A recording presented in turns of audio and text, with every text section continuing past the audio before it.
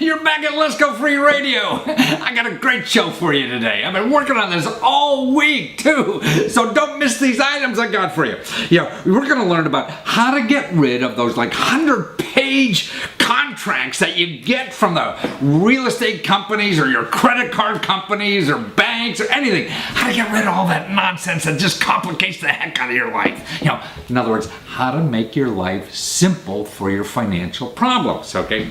Or here's another great thing we're going to do: how to get money from potential customers, like $17,000 before you even give them the product. Right, and that's months. They give you the money, months later you send them the product. Now that's the way to run a business. I'll show you how to do that, okay? Well, here's another one too. Okay, God, what are we... How old farts like me can go on the internet now and learn new tricks and get like $12,000 to do a new idea. Right, so it doesn't matter how old you are. The internet is set up for any age and you can learn this new stuff and make money at it. But first, the first item we're going to cover, everybody be interested in this, because it's how small real estate investors can invest in big ideas. Like the big shots in this country. You get all these big deals in real estate. Now the internet makes it able for you to take advantage of these, for just a small little investor. And it's going to get better even next year. So learn about that now. If you look at the long term, man, lots of money has been made in this country on real estate. The ups and downs, but it's over the long haul, it is good. But how's the average guy person or woman supposed to take advantage of this? Particularly after the crash and the complexities and all this kind of stuff. Well, it's going to be easier now, because the web is going to simplify it. It's going to eliminate all the fat cats in the system. Before, everybody thought, well, gosh, how do I get in real estate investing? How do you, because you had to know the markets, you had to know the value of things, you didn't have that understanding, or even dealing with all the paperwork in real estate investment transactions. Plus you always thought, that, at least I did, that all the best deals were done at some highfalutin country club somewhere by all the fat cats exchanging deals with each other. Well, now the rules are changing. Look at a site called Realty Mogul. That means you and I could get on these insider deals, because this is now a website aimed at more the average investor. And next year it's going to be even the less than average investor. Number one, you don't have to know about all the paperwork. They vent the companies. They go out and look for real estate deals. I was just talking to the woman in charge of this company. They're looking at California, Tennessee, Washington State, because of the high growth in technology out there. So, high income employees are going to increase the value of that real estate out there. Also Kansas and Florida. So these are the people on national level looking for these real estate opportunities, or even in the foreclosed market. So it's hard for an individual to keep up on all that knowledge, but you could be part of it with them. Buy a piece. Be like an investor. Right now, it's going to take a bit of income. There are income requirements. It's like $200,000, So that's a higher income people. But look at this site now, because as of January, because of the Jobs Act, you could go down to normal size incomes and be able to invest in this. Almost anybody will be able to, as soon as this law is implemented. And it's due to usually at the first of the year. So actually with Obamacare, healthcare and investment is going to happen about the first of the year, be available to everybody. So start looking at these things, and you can on their website. And so it democratizes this whole system of elite investing, and also the knowledge. They're spreading the knowledge, so you don't, now you have to go out in your neighborhood and try to figure out the market and understand all that stuff. You don't. These people do the venting for you. They're looking for partners, and if they don't make money for their partners, which could be you, then they won't be in business. So they do this 24/7. You as an individual can't compete with that, because you're going to do it part-time or something like that. So that's a way to be part of this market. I think is a smarter way than going out and do the whole thing yourself. unless you're going to do it full time, and then that's a different kind of thing. So look at this interview I did. This is the woman who runs Realty Mogul, and this is the way we're all going to be investing in real estate if you want to do it. That is. You're Julian. It's Herman. Hellman, I'm sorry, Julia. Well, we go back a long time, no. And you're this cool company, Julia, Realty Mogul. So now I could be a real estate mogul anywhere in the world, yeah, and invest in all these hotshot properties, and I don't even have to join a country club to meet fat cats to do it. I just have to know you, right? this is true. You just have to know the website. So how do I do this, or how do you do this? So we've built a marketplace for investors to pool their money online and buy shares of real estate investments. So you create a user account with us. You can go in and start browsing properties right away, and you can do the entire transaction process online from start to finish. God, I don't even have to get dressed. Huh? From the convenience of your living room. Wow. Wow. So why didn't this happen before? Or what? I mean, because you've only been at this like a year or something developing this, right? Yeah, so it's one mix technological advances. So the ability to do this online, one thing that we rely on is electronic signatures. So electronic signatures now are much more common in the United States, and investors are much more comfortable. And there's also, certain banking integrations that we've done as well to provide e-checks online to pull directly from our investors' bank accounts when they tell us how much they want to invest. So if I want to put $5,000 into this, I go online, I look at, hey, here's this condo complex in Miami. Hey, that looks cool, and I want a piece of that on the ground floor level before anybody else gets in. I could just figure out how to get $5,000 to you, and I'm a partner, and I wait to collect money, huh? Exactly. You can invest in less than 5 minutes, albeit you want to read all of the legal documents, so it may take a little longer than that. But the actual transaction process is about 5 minutes for our investors. We've tried to keep it as simple as possible. Oh, that's dangerous. It's like the checkout counter. We try and take a lesson or two from Amazon, okay? Oh, that's true, right? They're teaching all of us. Oh, that's wonderful. And so, I mean, you don't have to be a fat cat to invest in these real estate deals? So right now we are limited to accredited investors because of the legislation. Yes. But the new legislation with the Jobs Act is going to open it up to all kinds of investors across the country. Any investor, there's some limitations on how much they can invest to protect the end investor, but it will open it up to an even broader market. So right now, to invest in properties that you have or whatever, and this is true online with everything, you have to be qualified by you as a real investor. Like I have to have a certain amount of assets or something like that, right? Yeah, it's a annual income of $200,000 or a net worth of $1 million, excluding the value of your primary home. I see. Okay, so if I have $1 million outside the home, or I make it 200 grand a year, and you have to have my money now. Otherwise, you have to wait till next year to play. Yeah, I mean, the Jobs Act was supposed to be finalized in January of this year, 2013, and the regulators are taking a little bit longer than anticipated. So as soon as they give the go ahead, we're going to have the green light. I see. Oh, well, that's wonderful. So actually, it should be like you should start practicing now, right? And taking a look. If you're a small guy, I mean, it seems it'd probably be worthwhile to start understanding the system and look over your site. I mean, even to look at the properties on your site now, do I have to be a registered investor or what? You do. You have to be a registered investor with us, but we also provide a lot of educational content. I mean, one of the most important things for us is that our investors understand real estate and understand what they're getting into. So then that's a good thing to go to your site and to find out, that'd be realtymogul.com, and at least find out about the system and how this thing works. And if you're not, have $1 million in the bank yet, or really, actually, in our zip code here in Washington, 200,000 income is, almost a modest living in a lot of these neighborhoods. They complain about it. But now, once the job acts go, then there's just, if you're not in that upper criteria, then it's just the amount of money you can invest is limited, right?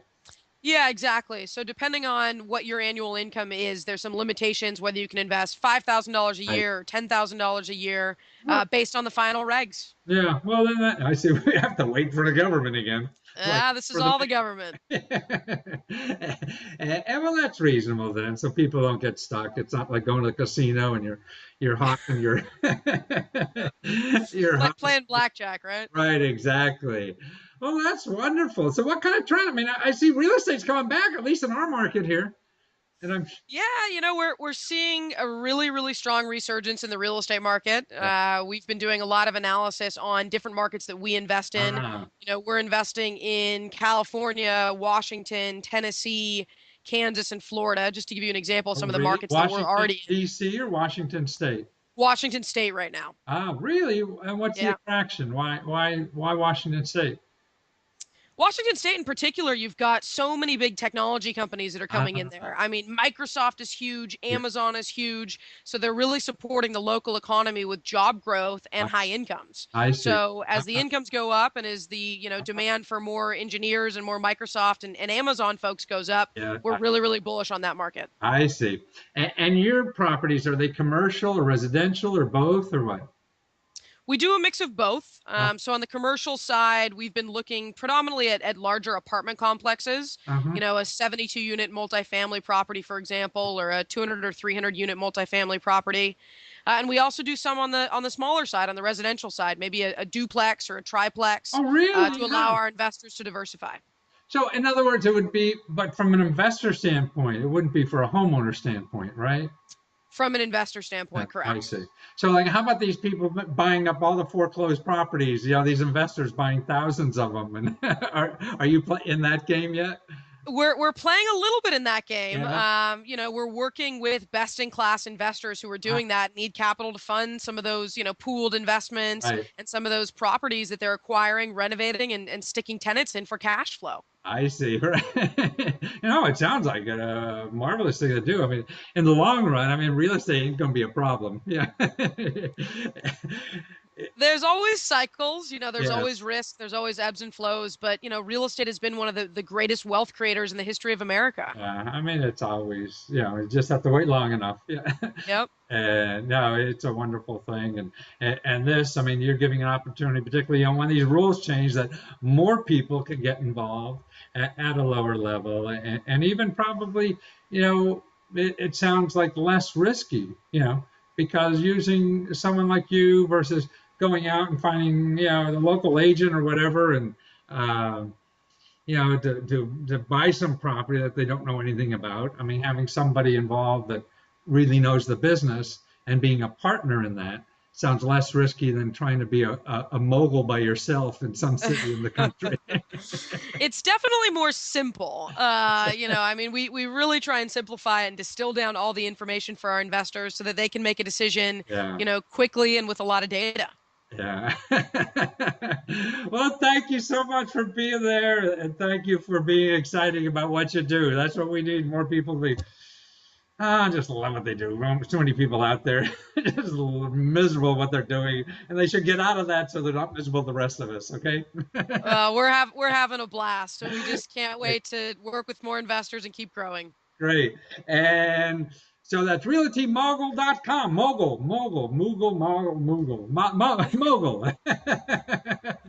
See, they'll remember it better now. Thank you.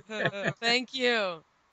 So if you're a big fat cat, medium fat cat, or soon even a little kitten investor, this looks like an interesting thing to keep watching. You start watching it now because the first year is going to be here before you know it, and it may be a great opportunity you have.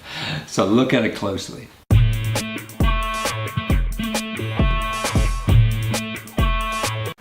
Wouldn't you love to get rid of those 100-page contracts that the credit card company gives you? Man, we got to do something about all this stuff in this country. We're really going to make life a little simpler. But it's not only simple, it's really being taken advantage of by big bureaucracies, whether they're a government agency or your credit card company or your bank. Now here's a typical credit card, contract, and this is the short form, right? It's only about 15 pages. Some of them are 100 pages. That's 15 pages. Who in their life has ever read more than a page on those things? And I read a book recently, and we're going to talk to the author. I'm going to show you an interview I just did with it. The book is called Simple, Conquering the Crisis of Complexity. Now, I'm still showing you that contract, right? And it's by Alan Siegel, and we got an interview with him I want you to see. And really, it boils down to getting screwed. It's a take it or leave it negotiation with organizations. I mean, it's not sitting down with your friend, hey, you're doing a contract together, and what's good for you and what's good for me. And no, there's a legal term that he taught me, because I didn't know about this. So I got an MBA, I guess I should have got a law degree. Adhesion contract. That's what we offer. And this is really, take it or leave it. It's a type of contract, a legally binding agreement between two parties to do a certain thing, in which one side has all the bargaining power and uses it to write the contract primarily to his or her advantage. So that's where you walk into. You buy a house, you get a contract, you do everything. And it's just getting worse and worse, And so feel like a human being, and to feel like you're dealing with other human beings in life, and we got to get a lot simpler, not more complex. Sure, society gets a little more complex, but we got to cut it out. There's ways to do that, and that's what he tells you about. If you know the Board of Brown versus the Board of Education. Now, this was a Supreme Court ruling back in 1954. The whole ruling was 4,000 words. That's it, 4,000 words in 1954. Now in 2007, the Roberts Supreme Court changed just one little item in there, and they generated 47,000 words. So it went from 4,000 words from the whole idea to 47,000 words, just to change a little idea, a part of that. Also, he talks about how somebody did a research on all the Fortune 50 companies. There's not even a phone number on the website if you go to the Fortune 50 companies in this country. They don't want to talk to anybody. They don't want to deal with anybody. This is just a take it or leave it society, and it's terrible. And it goes all the way down. It's not only Fortune 500 companies, it's everybody. I mean, here, look at this website. This is a competitor of mine who sells that kind of stuff. He's got a little one paragraph statement about what he's going to sell you for $24. Then it says, click here to agree to the terms of the site. When you click there, man, okay, here's what you get. Page 1, page 2, page 3, page 4. You got 4 pages that you have to read to agree to the terms of the site. Now, if anybody you're going to give $25 for it and it has 4 pages, you're getting screwed. I mean, it's obvious. That's why I know sometimes I put websites up on places. Where's your terms and agreement? I said, I have a sentence. You don't like it, I give you your money back. It's simple. All this ifs, buts, if your mother-in-law does that and all that. Oh my gosh. Anytime you see more than a paragraph, you're getting screwed. And that's that contract, that adhesion contract you're getting into, where one side has everything and you got bupkis. Okay, listen to this interview and you'll learn more about what you can do to start changing this. So you got some power in the system. Watch this. Well, Alan Siegel, man, this is the simplest book I've ever read almost. I mean, you must feel guilty taking money from people for saying the obvious. How do you justify that? Yeah, well, you know what? In my business, I talk to a lot of people and they say, gee, you have an easy business. Everybody wants to simplify something and everybody will see you. Well, everybody will see me, but most people don't have the intelligence, guts, or motivation to simplify things. So it's a very frustrating business. It's very hard to simplify things in our complex society when you deal with big business and big government. Well, I mean, reading your book, I was thinking about that. Why, and trying to think, you thought about it more, so I'm curious what you really think caused that. If it's bigness, but I sort of feel the more I deal with big organizations, they're more in the business trying to impress other big organizations or their or their peers versus the customer. Well, businesses are so big that they're incoherent, and what I'm trying to do is what you do, and that is to create materials, whether it's a product, a service, communications that's clear, that's credible, that's relevant, that's going to make a difference, and give people information that's accessible and functional and usable, and so when you get big organizations that are dominated by lawyers and over-protectionism and big government, where you have such polarization and people trying to write legislation when they really don't agree on anything, you end up with chaos. And that's, what's behind the complexity in our society. Well, I mean, the data, one of the statistics you have is that how, the Brown versus Board of Education was only 4,000 words back in 1954. And now just to change one aspect, it was like 47,000 words took to change one little aspect.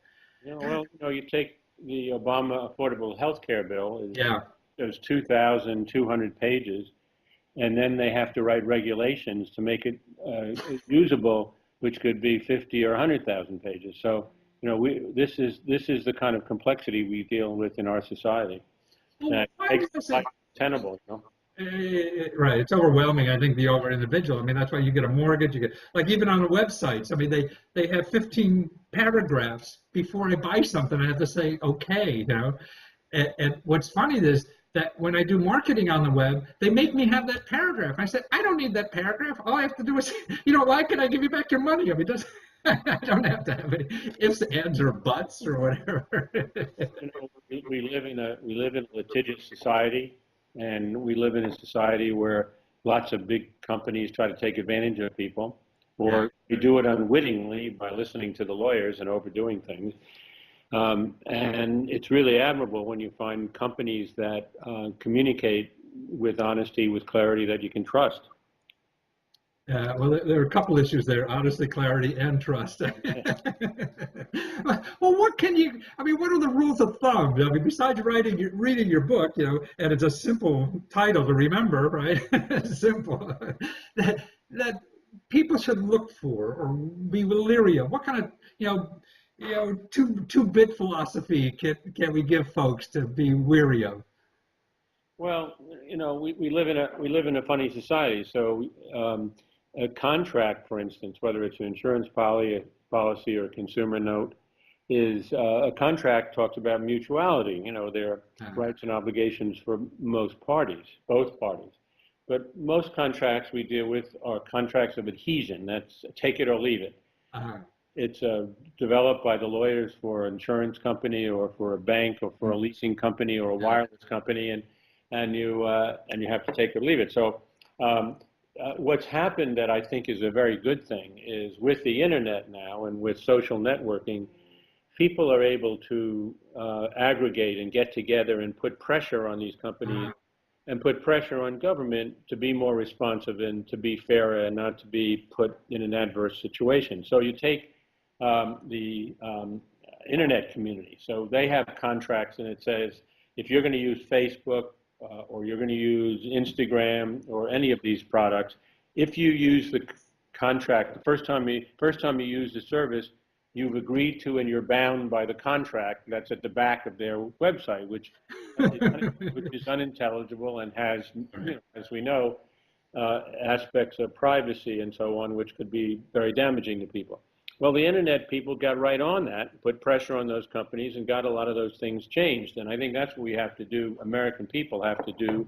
This fits into the kind of things you're doing, and just not stand for a consumer credit agreement that's 15 pages long and full of complexity and unfair provisions. Insurance policies where you're dependent on the company and your insurance agent, you don't really know what you're buying. That's for sure. How many people really understand their tax forms? Very few. Or read it. Don't even try. I mean, you need, and it's very sad that people will livelihood and their whole life is dependent on being on interacting with the government, and most of the things that the government sends out you can't deal with. Student loan notes, for instance, there's more debt student loan notes than there is in consumer credit. Right. Yet, people have no choice. They want to send their kid to a good college, and they take these notes. I mean, I've had people who work for me who have graduate degrees from Carnegie Mellon. When they got out of their graduate program, they had $150,000, $200,000 in, because it costs $50,000, $60,000 a year plus living expenses. And the paperwork didn't work out with the government properly, and they were paying 20% interest to straighten out and living in their cars. Wow. Started to live in New York in an apartment because they were paying so much interest to the banks until they got anything straightened out. And that's very sad, you know. Yeah. No, I feel that's another problem, a bubble that's going to burst, and, you know, it's terrible. But they agree. But now, so in other words, you're saying that the internet provides the average person, when they run into this kind of thing, at least a place to maybe make a difference to change it. I mean, they find some groups of the internet that are maybe after, you know, trying to change these forms or whatever, or how? You know, laws and regulations are a big critical area, right? And I'm working with a number of think tanks who are trying to make take the research that they do, that they work with regulators to affect legislation and so on. And, you know, with the research we've done shows that the regulators are very influenced by what the public thinks. I see. The public has what the internet has done has given people a voice, given them leverage, where they really can exert intelligent influence on people in government and people in business, you know. And whether you're looking at your employment contract, if you work for somebody, your benefits, or you're trying to work with a bank or an insurance company, or even in a hospital thing. If you have a bill from your hospital or from a company, I just think you really can, if you put your mind to it, get other people to share your unhappiness and displeasure at the way they're being treated, and put powerful influence on companies. So that's, you know, it's really, I think what I'm happy about is my book is coming out, because I've been doing this for 35 years, at a time when I think the biggest frustration I had is that people say, yeah, we don't understand our tax reform, but we're going to do about it. Well, you can do a lot about it now. I think you really can. And that's why in the back of the book I have a lot of reference material about websites and literature. Wonderful. People that, so the kind of people that listen to your program and who you interact with, it'll give them very valuable tools if they want to become activists and protect their interests. I think that's the best way to change things. You got to bitch about it because they're worried about their jobs too. Yeah. Well, none of these companies want adverse publicity. Yeah. But, you know, the flip side of the coin is, when you read the book, you see that there are companies that have realized that a modest investment in making things simple, accessible, and fair has dramatic impact on client retention, cost savings, and overall image of the company. And one of the big things is people like to work for companies honestly, so there's less turnover. So there are a lot of Zappos in there, you know, about their customer service. And I sent all my customer service people out for them to train them.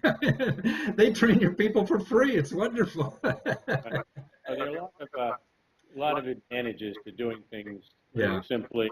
And in my book, there's a very nice section on the Cleveland Clinic, you know, which they've taken. I didn't realize they were that good. Wow. Really good, and they've taken all their employees and made them customer advocates. Yeah, that 410 rule or whatever that was. That's what they all went through this program where they went through every point of contact. They said every time you go to the hospital, you interact with 100 people. So there are 100 opportunities to make a positive impression. But the biggest thing that really impressed me was that the research shows that when people understand what's going on with their medical treatment and have a comfort level that they're getting the right kind of service, and even if the prognosis isn't great, get much better results, and it's much more humane, it's much more effective. So I was so impressed with the Cleveland Clinic. Because I had the pleasure of redoing their billing a number of years ago so that people could understand the bill. That's one of the real horror shows. And you said like maybe an increase of $1 million a month or more. You could generate just a lot more than that. Yeah. And I did have the pleasure of doing the easy form for the IRS. Oh, really? Wow, good for you. Thank you. So there are a lot of people who don't file a complicated Yeah. return who can understand their taxes. But the tax situation is a disgrace. I think we need to go to a value-added tax or a flat tax and really make it easier for people and get rid of this hundreds of billions of dollars for lawyers and accountants. More accountants that aren't producing anything, you know. Put the work to produce some things that would enhance our society and improve the economy, right? Right. Well, I'm glad we got you here to make things simpler so we could spend more of our effort producing good stuff instead of just trying to cover up, bad stuff. And that seems the way. So your book, Alan, is just simple, and it's at Barnes & Noble or on Amazon, or you could probably steal it on the web somewhere. You can get it at Amazon. Most bookstores will have it. Yeah. You can get it. An audio version too, right? There's an audio version and there's an electronic version. So, we'll be coming out with a paperback soon because it's a book I think it's going to have a lot of play in the graduate programs, undergraduate programs of business. I see you teach a course in simplicity up at Carnegie Mellon or something. That was interesting. I set up a graduate program in Carnegie Mellon called the Communications Design Center, which taught cognitive psychology, rhetoric, computer science, statistics, technical writing, and design to teach people to simplify business and government communications. People get either a master's degree or a PhD. Wow. Many of them go to work for Google or IBM or me. The enlightened people. They're really trained on looking at virtually anything and simplifying the underlying content or process, and then simplifying how it's exposed to the marketplace. And very bright people. And it's been a very successful program. And I've also taught at Fordham Law School, first writing contracts in plain English, and I wrote a textbook for that as well. Wow. So I'm having... That sounds like an oxymoron, contracts in plain English. Dealing with lawyers and the legal community and rules and regulations and laws in our society creates havoc, as you know. Oh, absolutely. That's the one thing. It's sort of like doctors. You just try to stay away from them as much as possible. Well, thank you so much, Alan. You're a joy. It's a pleasure meeting you, and thank you for your work and inspiring the rest of us to make it a little simpler around here. Nice meeting you, and continue the good work. Nice to meet an upbeat person doing all the good things you're doing. So thank you for having me. Oh, well, I got to call my mom. Thanks. Take care. Now, wasn't that good stuff? The book is an easy read, so if anybody have half interest in it, I mean, it's a nice read. And at the end of the book, too, he's got a whole bunch of sources that you could turn to get justice, when you feel screwed like that. And here's some of the more important ones, I think, is the Consumer Financial Protection Bureau.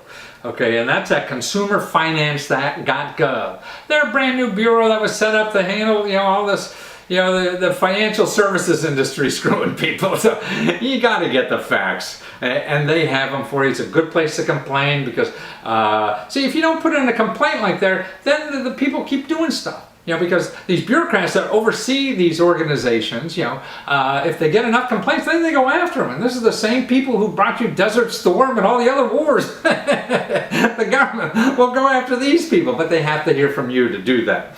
Also, commongood.org, that's a good website. And here's what I like, the Center for Plainlanguage.org. Man, you want to get in on this subject and start trying to make things, a little clearer. And really, it's not about complexity to me. It's about fairness. If one person has all the marbles, in dealing with you, then, that's not a place you want to live. That's not a place I want to live. So fairness is behind all this. And so simple. Conquering the Crisis of Complexity, Alan Singo. Give it a shot. If not, you learn enough from this too. All that we are is the result of what we have thought. The mind is everything. What we think, we become. Now this is a pretty big cup of coffee, right? I like even a bigger one. You know? And that's what Wilson Alvarez said one day. And I'll show you his video in a minute. But see, he was after something really big. So we took this ball jar, you know, one of those canning jars you do when you're canning fruits and vegetables. And he made a handle for it. You know, he said, God, this is a great idea. So he went on the web. You know, and he was able to get like $5,000 from people who wanted one of those things before he even made any. All he had was a prototype he was playing around with. So he got these customers to give him, you know, $5,000, and then he took that money and made them and sent it to them. What a deal that is. Yep. See, anybody can do that with your dream or your idea, whatever. You don't have to go through the system and all the steps everybody tells you about. No, you just go, hey, anybody want to buy one of these things? Yeah, I'd buy one of those things. And you get their money, then you and then you go make it. So you have their money before they even get the product. Then he had another idea for a wallet to do the same thing. One of these metal wallets, you know, that they're actually very popular now because some of the credit cards require that because, you know, there's too much information. I don't understand the technology. But he made a metal wallet, you know, for these kind of credit cards, and also made a bottle opener and a wrench and a wallet that holds money and all these kinds of neat things out of it. And he did the same thing. Put it on the web and say, hey, I'd want one of those too. They gave him like $12,000 this time, and he only needed about two. So he had all this extra money and made them and sent it out, and he's got another business going. So for no money and just customers right out there waiting for something, you know, that idea that you have that you got to share with people. So here, watch how Wilson did all this stuff. You're Wilson Alvarez, the great inventor of the multi. Oh, that's great. How do you think of that thing? Yeah. Well, you know, I carry a wallet and a bottle opener and a Leatherman on me all the time. I see. And then I really got into minimal wallets recently, and I really was like, it doesn't really make sense to put steel or aluminum or titanium in your pocket, but it doesn't really do anything. So what I did was come up with the design of the plate wallet, which is becoming more and more popular for RFID blocking. You know, the RFID. Now, what's that mean? Okay, so like new Visa cards actually have little chips in them. Oh, I see. Gotcha. Okay.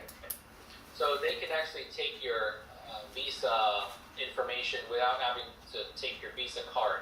Oh. So that's the new thing in larger cities. They can actually scan with a scanner your wallet and actually get your Visa information off of it. I see. I'm an old fart, I guess. I did. So it's becoming more and more popular for people to have stainless steel cards. I see. Steel wallets or some type of RFID blocker. So the plate wallet has become more and more popular, and minimal wallets are popular. So what I did is design. I took my wallet, my bottle opener, and my Leatherman and sort of put them together into the multi. Wow. Yeah. Now it's great. Now you did it, and on Kickstarter. Now you have still almost like 3 weeks to go, and you're 300% of your. So why were you so wrong? You know,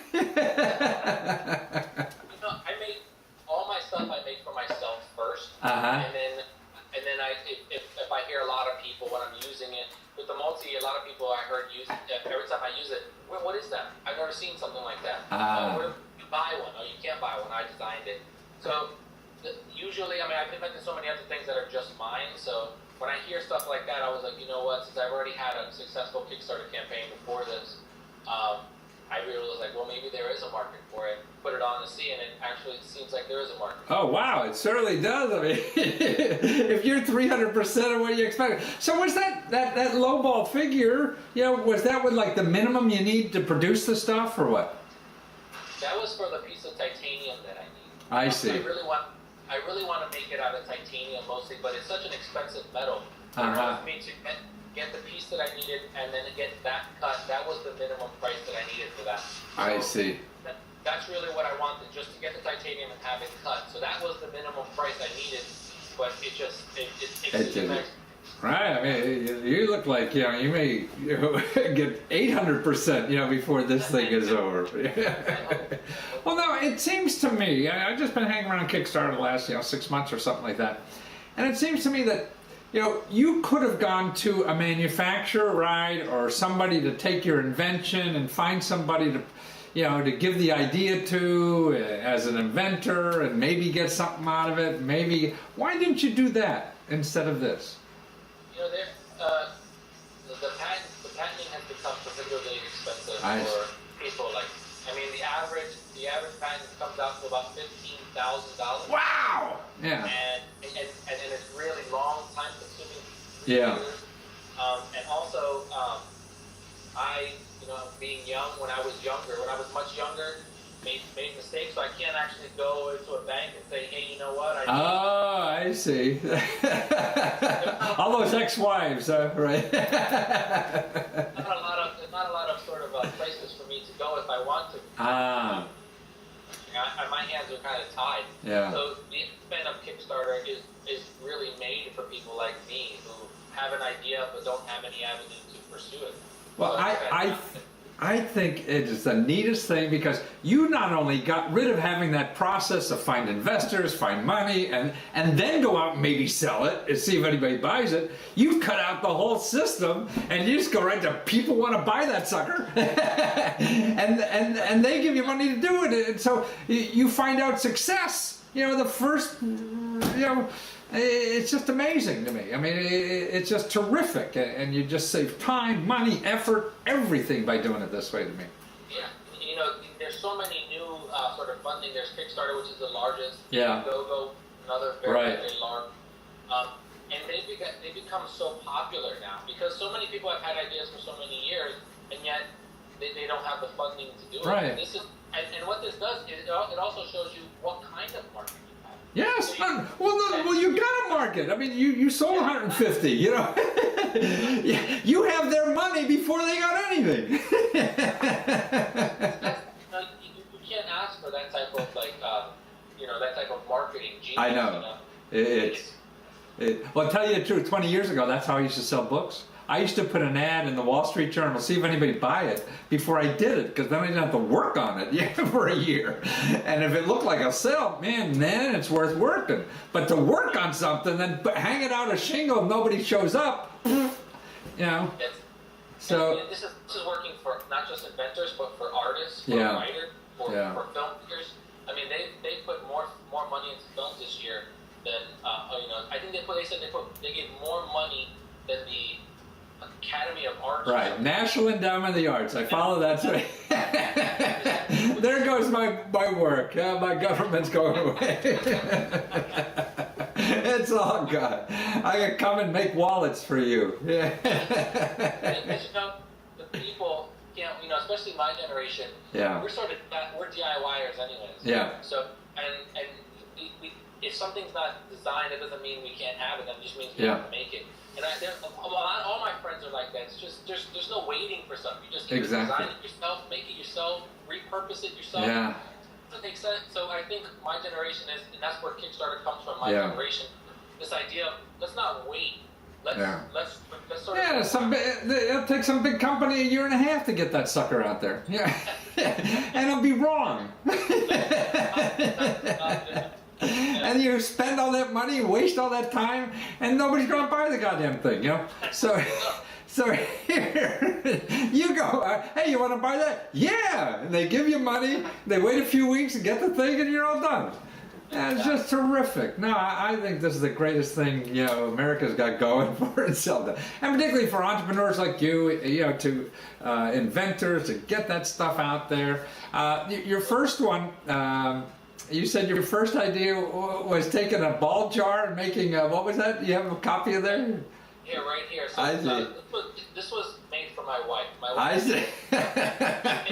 She makes lots of teas. And one day she was pouring. She loves ball jars, so she was pouring hot tea from a French press into. I see. Right. But she burning her hands, but she wasn't burning her hands on the French press. Right. So what I did was I designed the French press idea around the ball Right. jar, so you can take out. Right. Is that titanium also or not? This is stainless steel. I do. and it had its own coaster and everything. So it was really designed for me at home. Right. And then one of our friends just opened up a restaurant a couple months back, and they asked if they could use this as their mugs only. Oh, really? So, Wow, cool. so after, you know, everybody using them, where do you get it? Where do you get it? So I said I need to be able to make a certain run in order for it to be cheap. Yeah. It's the first time that I was like, you know what? Maybe I could use Kickstarter. Yeah. And that first campaign was very successful, and then I, you know, as I was doing that, I was already designing and inventing the. I see the other one. Now, now the ball jar. How much did you raise on that? It's like $52.71, so $5,271. Wow, that's amazing. And this one, you're up to like $8,000 or something like that. Almost 8,000. Yeah. Wow, that's amazing. See? You must have ideas like that. Test them out. It doesn't take you any money. You know, and so what if it doesn't work? Then that will make the idea better. Then you'll know you have to go back to the drawing board, just like Edison, who did like 1,000 ideas before he had one right. So that's it. Let the customers tell you what's good and bad. You know, don't let the fat cats or somebody else. I don't know what really works. Nobody knows what works, but the customers really do. So get it out there to them and let them tell you. And don't go running around at some invention company to protect your idea. No, don't do that at all. There's organizations that will do that for free. They will help you. They're nonprofits that help inventors. There's something called the business development centers where the government gives grants to people to help you learn about how to protect your idea. So don't do that. They'll do market studies for free. These invention companies will charge you tens of thousands of dollars before they get rid of you. So don't do that. Just take your idea and start doing something with it.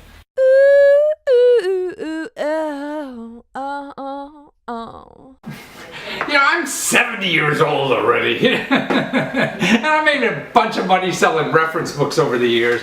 But man, nobody buys reference books anymore. So I'm an old fart now trying to learn new tricks. I got to, because I want to contribute more for at least another 20 or 30 years. And I'm not going to be doing that or able to do that by doing the same stuff I used to do in the past. So that's why old guys got to get out there and learn new stuff. But I think we all do. You know, the world is changing so quickly. What experts have told you that work ain't working anymore. And if you made success, if you were successful talking in the early, if you were successful, you know, in the past with something, that probably ain't going to work anymore either. So that's why I want you to meet some people who are really seniors, been around and successful at one thing, are now using the current tools like the internet to raise money and do something completely new. Now I want you to listen to this guy, Elliott Kaufman. Now he's a guy who's a very successful architectural photographer, you know, whatever that is, but his work is wonderful. And he got excited about handbags of all stuff. And he had a bright idea to make just these neatest handbags. But he used the new technology of the internet to make that happen, and he raised 12 grand on the internet to do that. So even old farts could use the new technology to do new things and keep working for another 20 years. You got nothing better to do. Watch this. So you're Elliott Kaufman, right? The famed photographer. By the way, Elliott, I looked at your photographs for the first time. Just fantastic. God, you know, and I guess you've been doing that for a long time. And now I think you just invented a wonderful idea for handbags, and they're hanging right behind your head there. And you proved like an old guy can make money on Kickstarter. Why not? So how did it happen? Well, you know, I've been thinking about doing this for a while, and I started buying bags off the street and putting images on them somehow or another through different websites of knitting and photo knitting and all this, and it just didn't work, and the images weren't right. But then I met a handbag designer, somebody who has a pretty well-known and an excellent company. So I showed it to her. We both agreed that it wasn't there, that the idea was good, but the presentation was not. I see. Huh. So this was like 3 or 4 years after I'd put these things away. So then I said, I'm going to try to do this because it's such a interesting sort of idea. It's not something I've ever seen before. And I wanted to also, create something from scratch. So instead of just photographing other people's work, you want to make your own work. I want to make my own work. Exactly. A real artist. Yeah, well, as I've been an architectural photographer, Right. which is actually photographing other people's creations. So I wanted to create one myself. And went ahead and started really, once I pour myself into a project like that, I went full steam ahead and came up with a number of ideas. Went through a couple designers who I was going to hire, which one didn't work out, and then one really did. And we worked together in the conceptualization, but mostly with her, bringing in her ideas of development. Now, this is a handbag designer. Huh? Yeah, this is she knew how to construct the thing. I visualized it. So it's my vision, her being able to take my vision and put it to a real product. And she's also someone that grew up in a handbag factory. Her dad has been a manufacturer for many years. So she knows manufacturing. She knows construction. So you found a good partner. Huh? Yeah, it was great. And she's superb. So how did you get to, what made you think of Kickstarter, or why the heck did you use it, or what made you think that this could be helpful? Well, I knew that I was spending an awful lot of money in the first sort of 8-9 months. It was all outflow from me. It was my investment in her mostly, and in a bunch of sampling and materials and all that. So then I didn't have the funds to go and forward and continue on that and start manufacturing these things and investing again that same amount of money. So I thought, well, I've seen this Kickstarter thing. I've seen how it works. I've seen the best and I've seen the worst of it. I'm going to do it. So you never used it before? Huh? I never used it before. I've been looking at it. Yeah. Never used it before. And I decided, well, if these kids can do it, I can.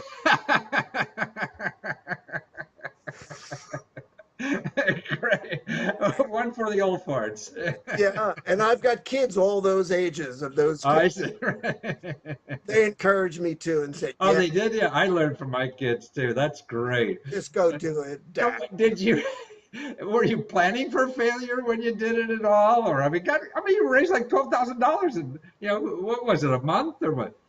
Yeah, it was 30 days. 30 days. Wow. And I sweated it out. I got to tell you. Because if you don't reach your goal in Kickstarter, you get nothing. Zippo, huh? It's all that time, money, expense. Yeah. I had a professional video editor. Do your video. Yeah. Because the video has to be outstanding. There's a man with a camera for 30 years or whatever. Right. So I shot the video. I see. Shot all the images. Oh, I see. The edit. I see. Right. And then she put it together as a video. Yeah, tell the story is different. Yeah, she told the story in a we talked a lot. I did the voiceovers in her little studio, but more important, I think what Kickstarter seems to do, for people, and especially like you, man, you've proved that this sucker will sell. Yeah, and you haven't even finished making them yet. I haven't made one.